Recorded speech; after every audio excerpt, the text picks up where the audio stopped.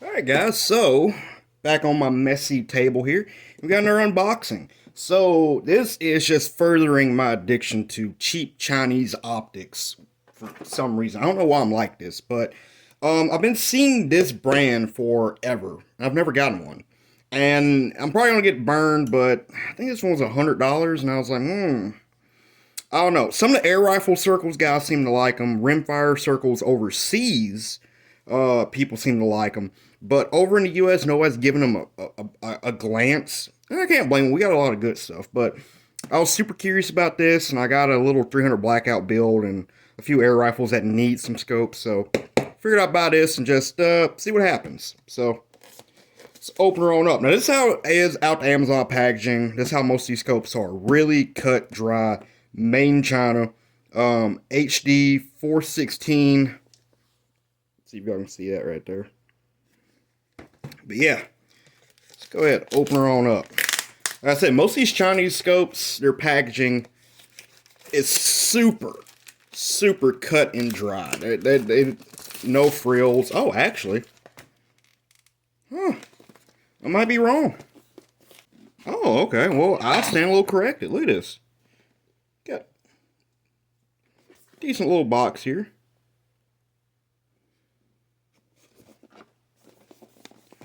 So this is going to be the WestHunter HD 4016 by 44 second focal plane. And that's the reticle. I got this one because I like the reticle. I figured if anything it would be a good little 100-yard reticle. Sorry, my battery died and my camera stopped recording. But before that happened, yeah, just took the plastic off. And just looking around, man, box is not terrible. Nice, decently heavy box. Got some specs here if y'all want to pause and read that.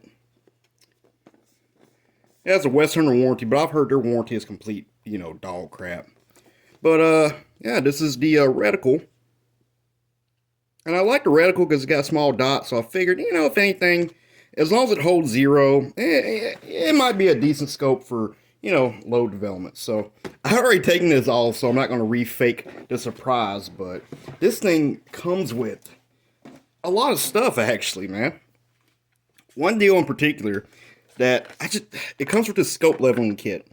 And I've never seen this before. Like, I've never seen, I don't even know how you would use this, because it's like two metal shims. See, you got two of these shims. And you got this little deal. So maybe something like that, maybe? I don't know. We'll put these back in.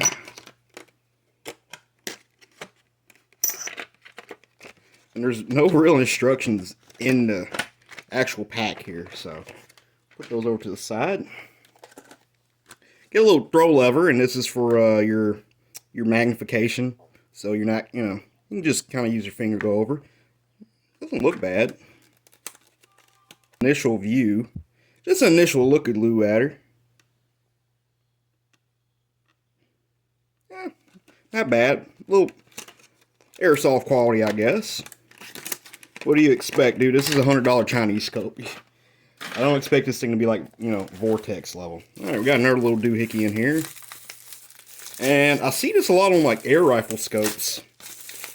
For like field competitions, and this, if I'm viewing it right, this is a parallax wheel. This goes on your parallax. It allows you to adjust a lot easier. I've never used one of these. I got a scope or two that came with them. I just never use them. Just really big and feel like they're getting away. Our sunshade, which just about most Chinese scopes in the $100 range and up come with one of these now. It's like a 3 or 4 inch one. Packaged up pretty nice. And our scope. Our scope had these two little foam dealios. And like I said in an other video I did on that I forgot the name of it. Other scope I did. It used to be you get a Chinese scope, they would just be rattling around in the box with none of this protection. You would be lucky to get a piece of plastic, but they have upped their game. Oh, we got a few other little knickknacks and doodads. Oh, we got a little bubble level in here. Looks really thin. Not terrible. A little below Amazon quality, I guess, but a little scope level there. Got an Allen key for it. And we got a little knob. Not quite sure what that's for. Put that over. See what else we got in here. We got some paperwork. Got some product instructions.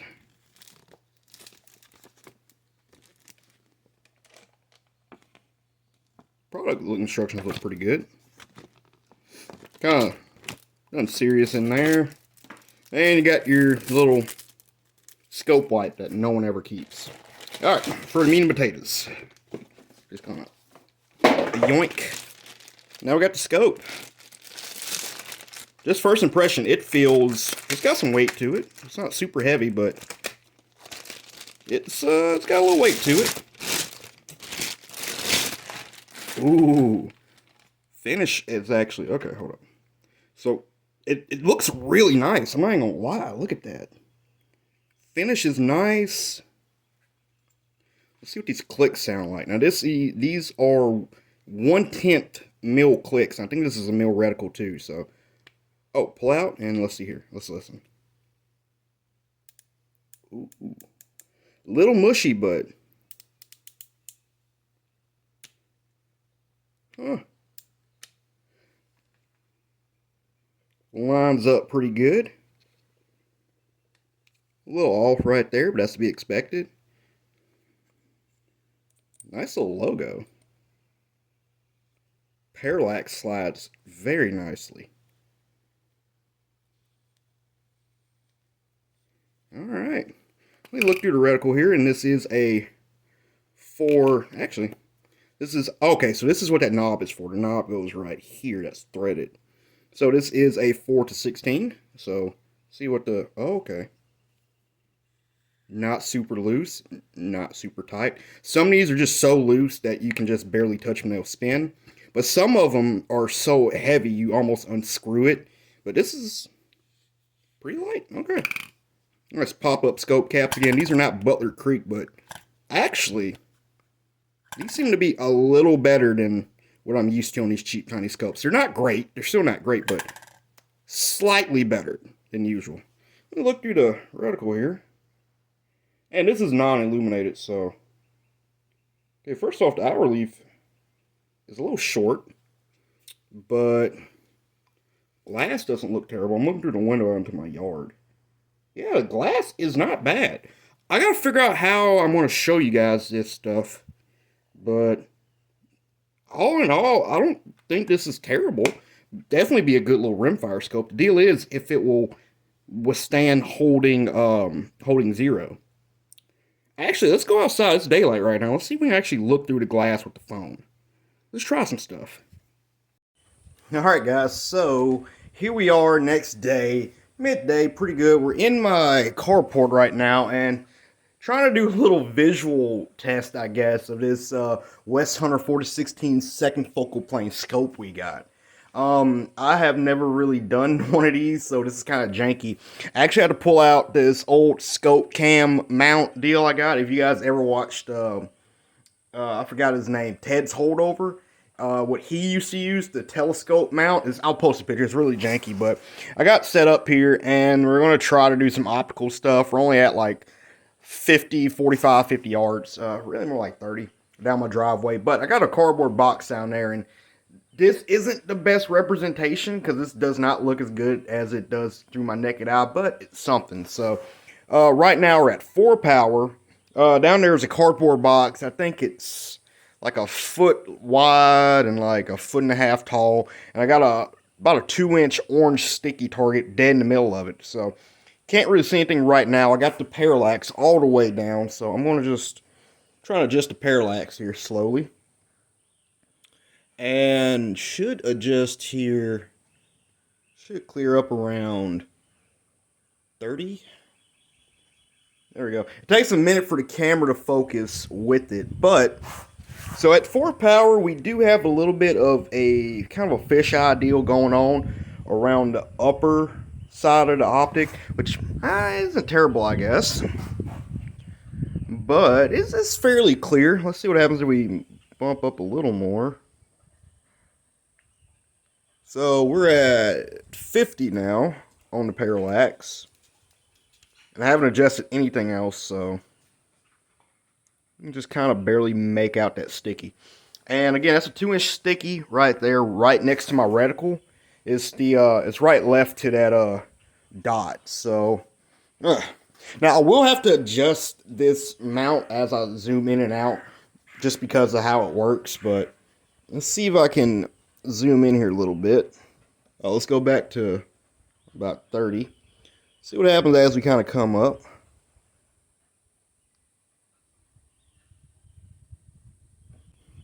Okay, so we're at, make it an even 10. That's an even 10 out of 16. See if we can adjust that parallax a little bit. Cool. All right. Came together a little better. We're at, I guess we call that like 28 on our parallax setting. And while we're here, let's just mess with the tracking here. So we're just going to come over a little bit. Try not to disturb it a little bit. Nice. Okay. And let's go back to 0. So that's almost 1. Let's go back to 0.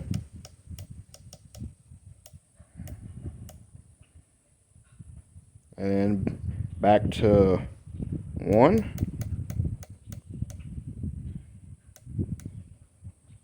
Well, looks like about the same place. And back to 0.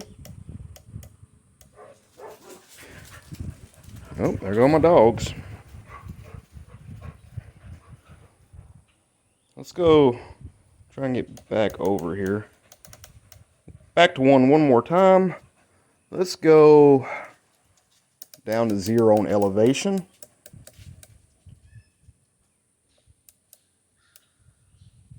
Okay. Now again, I got this on my bog tripod, so it's not the most stable. So we're at 0. Let's go to 1, see what happens. Okay, that's 1. Let's go down to 2. That's 2. All right, let's go back to 1. Okay, let's go back to 0. Huh. All right, let's go back to 1 more time. And then back to 2. And then back to 1.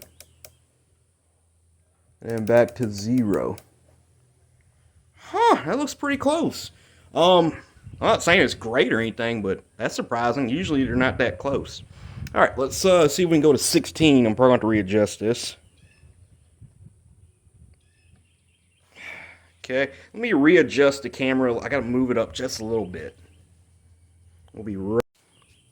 All right, moving my camera up just a hair. We're at 16 power. Haven't messed with the parallax, and looks pretty decent. It's definitely not the best glass whatsoever, but yeah, that's, you know, I feel that's, zoom in a little bit here. See if that can do anything. I feel like this wouldn't be bad for a little rimfire scope. It's really hard to get this. I'm telling you, man, these optics YouTubers who do this, they are something else. But that's just me messing with this. It's kind of hard to do this because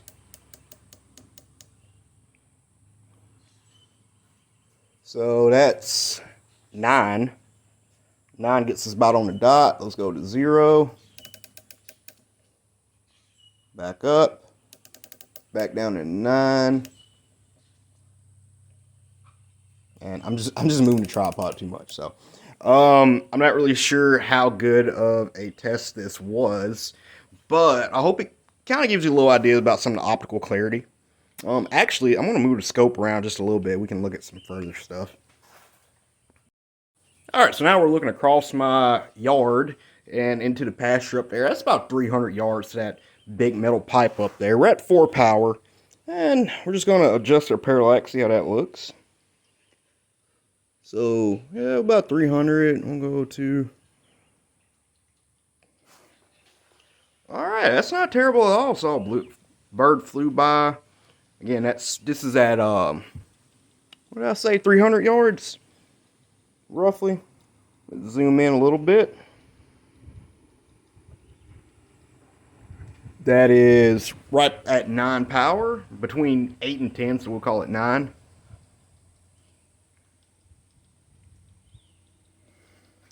Adjusted that parallax just a little bit. Alright. And there go my dogs again. Let's go straight to 16. Readjust the camera just a hair. 16 power. He's a little more... Okay, there it goes. That's 16 power. That pipe's at about 300. I'll say that stick is probably... probably about 280, 250. So, yeah. Hope this helped y'all out a little bit. Gave y'all some ideas on this scope. I'm going to do some shooting with it. I think it'll be pretty decent, you know, at least for... This might be a good air rifle scope, good rimfire scope. I'm going to throw in a 300 blackout, but, yeah.